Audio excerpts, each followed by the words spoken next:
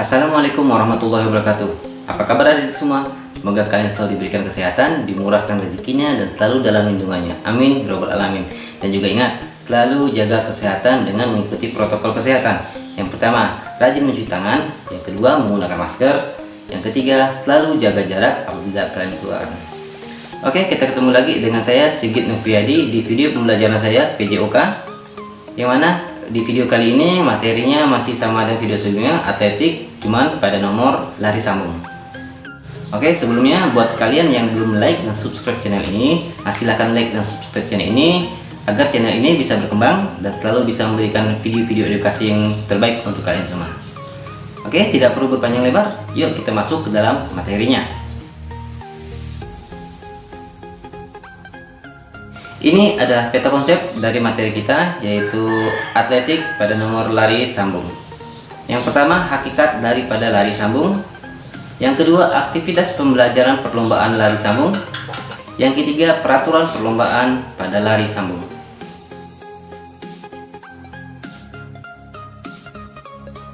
Kita masuk pada poin yang pertama, hakikat lari sambung atau estafet. Lari sambung atau estafet adalah salah satu lomba lari pada perlombaan atletik yang dilaksanakan secara bergantian atau beranting. Terdapat 4 pelari di dalam lari estafet atau lari sambung ini.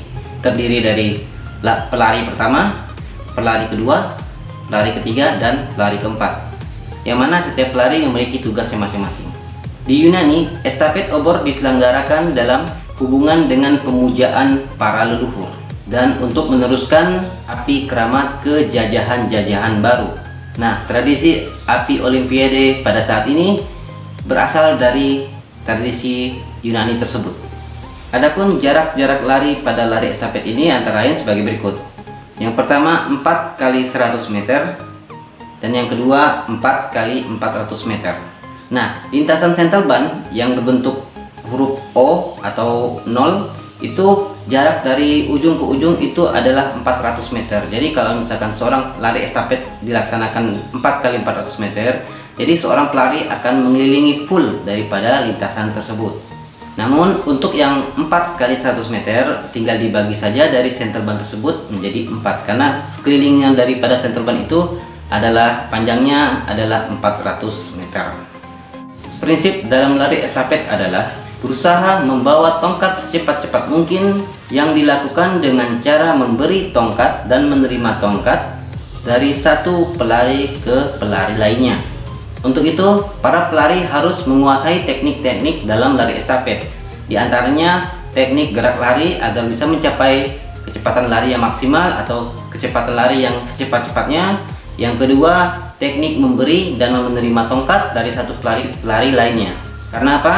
Karena biasanya tim dalam lari estafet ini yang mengalami kekalahan sering terjadi karena kesalahan-kesalahan pada saat menerima dan memberikan tongkat ke pelari yang lainnya.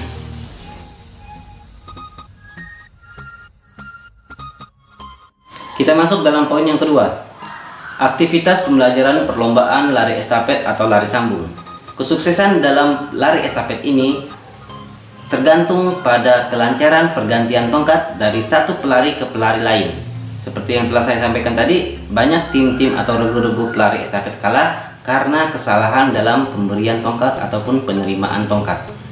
Di dalam lari estafet haruslah disusun suatu urutan pelari yang memiliki kemampuan diatur sedemikian rupa agar bisa mencapai kemenangan. Yang mana urutannya sebagai berikut. Yang pertama, pelari pertama. Pelari pertama harus mempunyai kemampuan sebagai berikut. Pelari pertama harus mempunyai kemampuan start yang baik dan dapat melakukan lari dengan baik di tikungan. Yang kedua, mempunyai kemampuan lari dengan kecepatan yang tinggi tetapi daya tahannya kurang dibandingkan dengan pelari yang lainnya. Nah, itu untuk pelari pertama. Sekarang pelari kedua. Pelari kedua harus mempunyai kemampuan sebagai berikut. Yang pertama, terampil dan bertanggung jawab sebab mempunyai tugas ganda, yaitu sebagai penerima dan pemberi tongkat. Yang kedua, mempunyai daya tahan yang baik karena harus menempuh jarak 120 meter sampai 130 meter. Yang ketiga, pelari kedua dipilih dari pelari yang kurang memiliki kemampuan lari dalam tikungan. Nah, itu untuk pelari kedua. Nah, sekarang pelari ketiga. Pelari ketiga harus mempunyai kemampuan di tikungan dengan baik, memiliki daya tahan yang baik, dan memiliki tanggung jawab yang besar karena harus menerima dan memberikan tongkat. Nah, yang sekarang untuk pelari keempat. Pelari keempat harus mempunyai kemampuan sebagai berikut. Pelari keempat haruslah pelari yang paling cepat atau yang tercepat dari pelari yang lainnya. Pelari keempat haruslah mempunyai semangat yang tinggi karena sebagai penentu menang atau kalahnya dari regunya. Nah, susunan-susunan pelari tersebut haruslah diatur sedemikian rupa agar bisa meraih kemenangan dan melakukan lari dan memberikan tongkat dengan baik pada saat perlombaan. Untuk itu, perlu kita sebagai pelari mengetahui kemampuan kita di posisi urutan yang mana. Apabila kita memiliki kemampuan cepat, yang paling cepat, mungkin sebaiknya kita di urutan yang keempat. Tapi kalau kita misalkan memiliki kecepatan namun daya tahannya kurang, tapi baik di tikungan, mungkin baiknya kita diletakkan di posisi yang pertama, atau mungkin memiliki kemampuan yang lain di posisi kedua ataupun posisi yang ketiga. Nah, itulah susunan-susunan daripada urutan-urutan dalam lari estafet.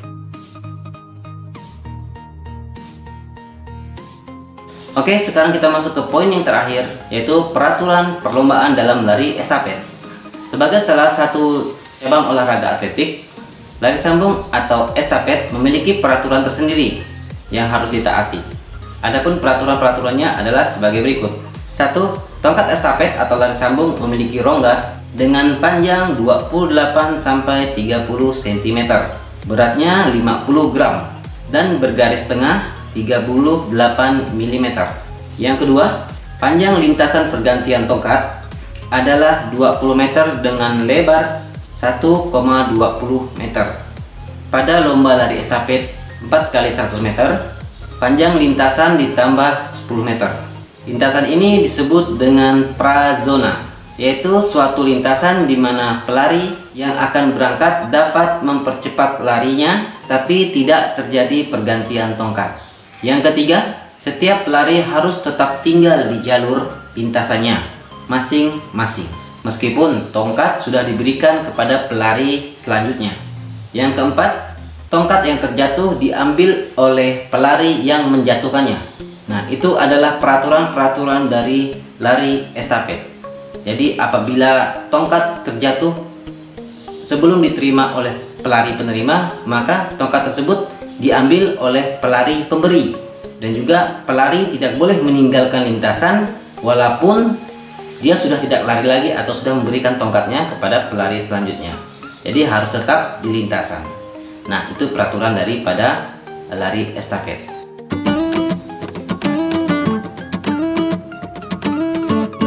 Oke, demikianlah pembelajaran kita kali ini pada materi atletik nomor lari sambung. Semoga di video ini dapat membantu kalian mengerjakan tugas-tugas di rumah pada mata pelajaran PJOK, dan semoga ilmunya dapat bermanfaat bagi diri saya pribadi dan buat adik-adik semuanya. Oke, sekali lagi buat yang belum like dan subscribe, silahkan like dan subscribe channel ini agar channel ini bisa memberikan video-video edukasi yang terbaik untuk kalian semuanya, khususnya pada mata pelajaran PJOK. Oke, cukup sekian. Saya Sigit Noviadi, saya guru PJOK di SMA Negeri 1 Nayan. Saya akhiri. Assalamualaikum warahmatullahi wabarakatuh.